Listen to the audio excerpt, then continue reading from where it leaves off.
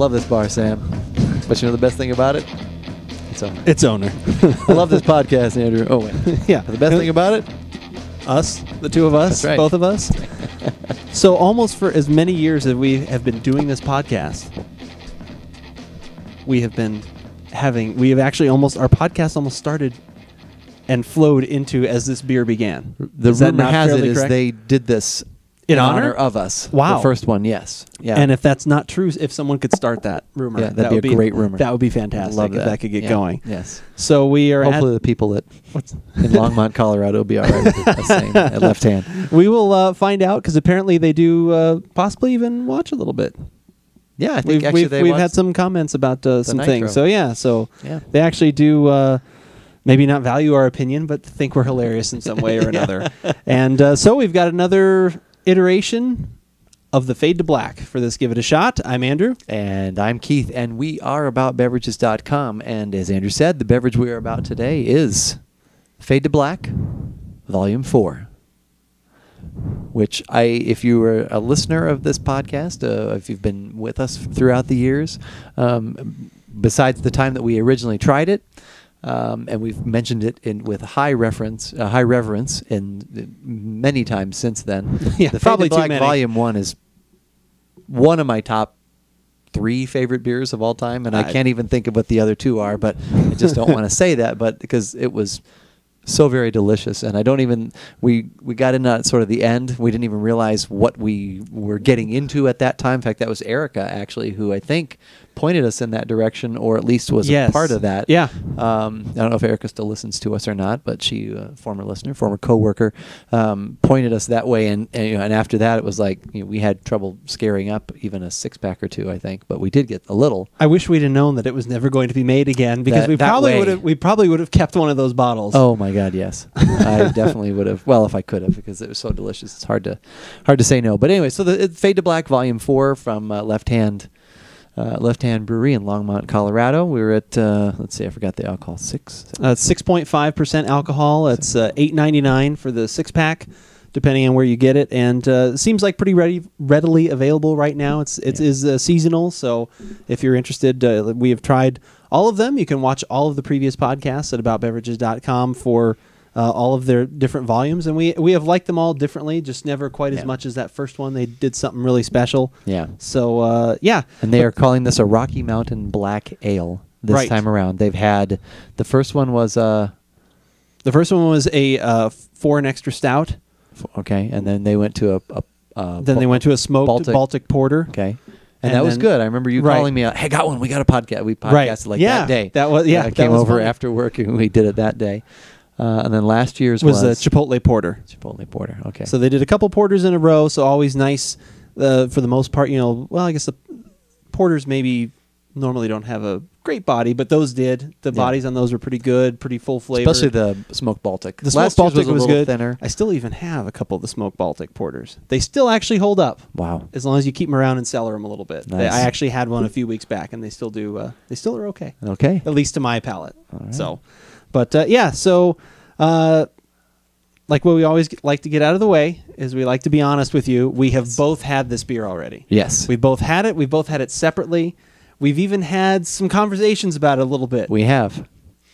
And but we felt that it would be good theater. Yeah. and also the tradition. It is a tradition. Yeah, we need to have this every year on a podcast or on a Give It a Shot, whatever it may be. So yeah, we're going through with it. Should we disclose? One of us likes it more than the other. Yeah, I guess try to guess which one likes it more than the other. Yeah. So, anyways, yeah. Whoever does the spit take.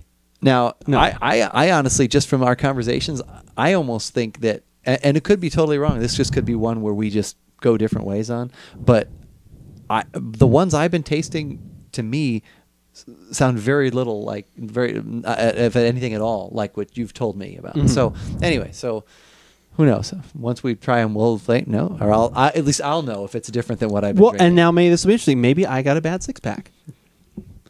So now you already know who doesn't like it. That's right. I hadn't thought about that.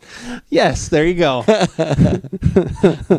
I hadn't had one yet, when I texted you about that, I was like, oh, I bought a Fade to Black, and you're like, and Andrew texted me back, Fade to Black, not so good. So I was already a little bit, and maybe that's it. Maybe you set the bar, you lowered the bar, like Possibly. James Cameron was raising the bar. Have you seen that? What? Never mind. Okay, we'll go. Maybe you had already lowered my expectations, Right? So that it was nowhere to go but. It's possible. Who knows? Now, I have changed my opinion slightly. Okay. Since I have had, this will be my third one. I have had two of This them will now. be my third one as well. Okay, wow, that's good.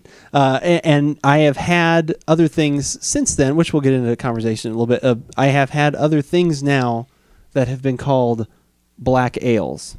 Okay. So I may have just been style inappropriate, but we'll get into that in a minute. So Okay. And the New Belgium, let's get into the- like New Belgium is Colorado, and they have their 1554 yes, is a black ale, I guess that's true. but okay. it's not a Rocky Mountain black ale. Yeah, maybe Rocky Mountain. Well, we'll get into that in a minute. Yeah. So they've still gone for the pretty black. It's kind of very dark brown. Like I don't know if it's like Yeah. I don't know if well, it's not black, but it's I don't know. it's Yeah. pretty close. It's very dark, which was a good start. I guess I'm still for me. getting. You're right. Yeah. There's a little hint of brown going on there. Little Sea salt caramel. yeah. Oh, is that what you get? I actually get like some sea salt or like some brininess in there. There's something. It's making almost my mouth start to water just from the aroma. Like there's something olivey So I about get that, like and there's a little bit of some sort of sweet. I get like a little like a dusty, grainy roast, a very very very mild roasted grain something in there. At the very back, there's definitely some roastiness. Sure. Yeah. So all right. Yeah, I would say that. But overall, like nothing. There's nothing earth shattering. No, nothing goes. But whoa. no. Yeah. To me, it's roasty at the back. It's a little dry, and it's just kind of thin, and then it just kind of sits there with like a sour kind of note in the middle of my tongue. And for me, I was just kind of like, I'm getting a little more sweetness in the aroma initially, and so that's why I thought, okay, maybe this will be different. Maybe I was in some bad headspace for 2 beers or something like that, but I'm still not getting that in the taste. The taste to me is just very like, okay, the little bitterness at the back, some indistinguishable, maybe very light piney hops in there, but mostly just the kind of roasty, thin, like I said, definitely drying me out a little bit. Yeah. And the thing is too. So what started some of this conversation was a friend of the show, Jason, had bought the lubrication from Clown Shoes Brewing Company on our recommendation that we had, and our notes from our tasting notes, that was probably over 6 months or a year ago, or something like that. I can't remember when it was. 6 months ago. I thought it was. Was it this? July I guess or maybe it was this year. June or Okay. July, I thought. Whenever we had it, it was sweet and caramel and like some of these other things that were really good, reading through. And then when we had it then, and it's categorized as a black ale, Okay. it became more reminiscent of this, where it's like, oh, it's roasty, kind of thin, a little dry. I was like, okay, maybe that's just what this style kind of entails. And if it is, then they probably have done an accurate representation, but I don't like that. Yeah. That's just very boring to me. Yeah.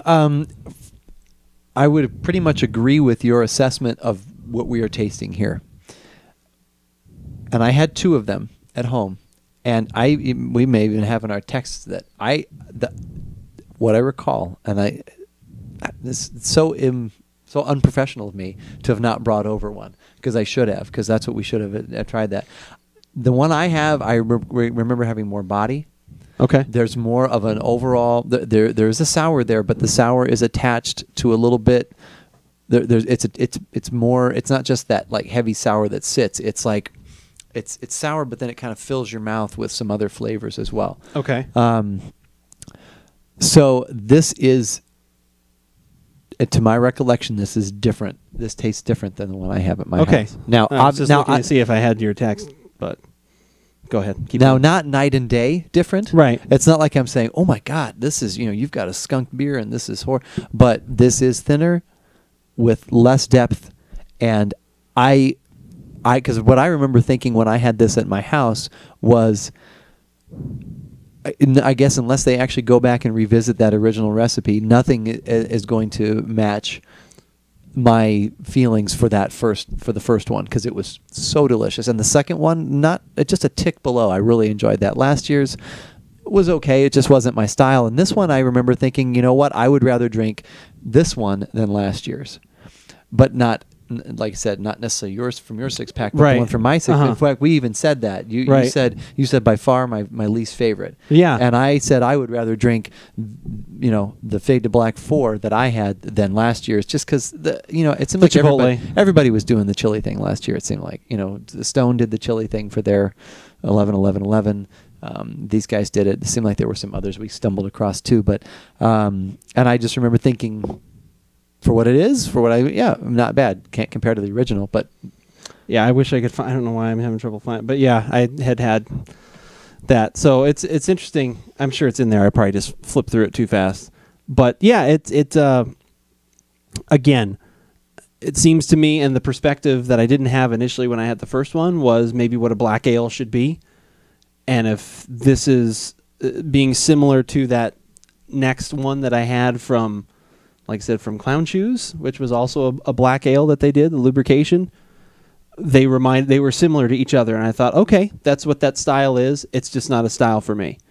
And I think also what maybe set me back was initially somehow people, at least a few weeks before we got it here in Arizona, they were talking about it already on Untapped, and they were calling it a black IPA. So I was like super stoked and excited, and then all of a sudden it was like, no, it's a black ale.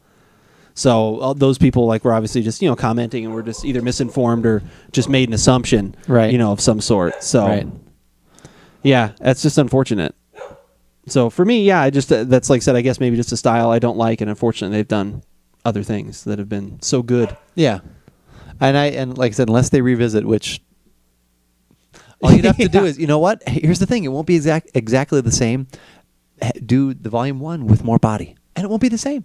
Yeah, exactly. And you can even call it something different. I don't care. Just do that one again. Yeah, just let me know that that's what it is. Yeah.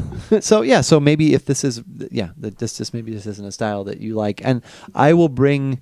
Obviously, I think you've had enough of this now, so that this taste profile is pretty much embedded in your brain.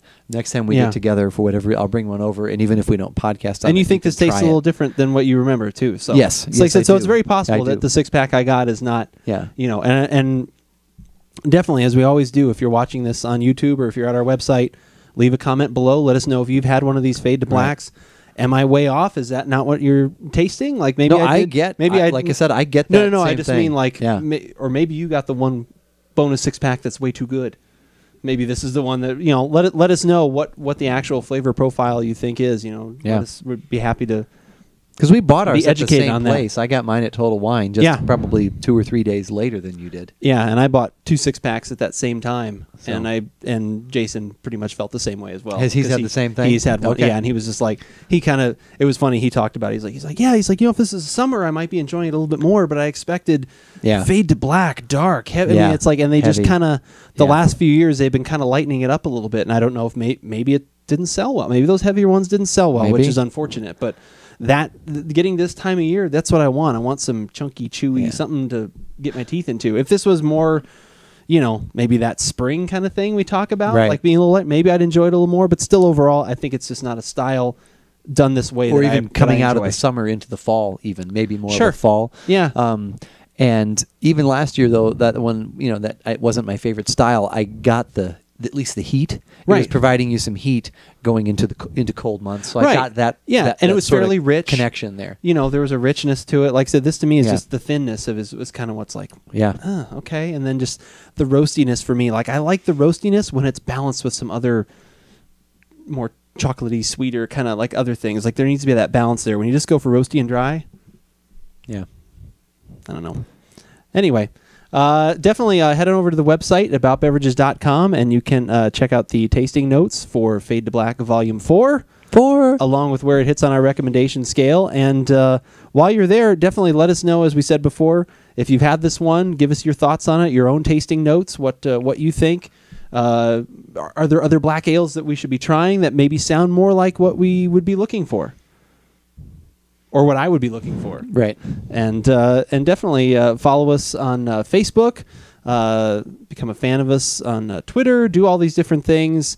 Find us on Untapped. That's where I usually will be throwing out the different things that I'm having throughout the week, and be always looking at the drink database, that we're always trying to get some new things in there as well.